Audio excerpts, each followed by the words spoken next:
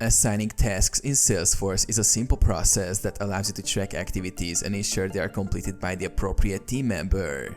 Here's a step-by-step guide on how to assign tasks in Salesforce. Log into Salesforce. Log into your Salesforce account with the necessary permissions.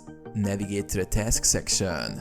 In Salesforce, tasks are part of the activity management feature. To create a new task, go to the app launcher and type tasks in the search bar or navigate to the activity tab. Create a new task. Click the new task button to open a form for creating a new task. Fill in task details. Subject. Provide a brief description of the task. Due date. Set the date by which the task should be completed. Priority. Choose the priority level. Related record. Link the task to a relevant record.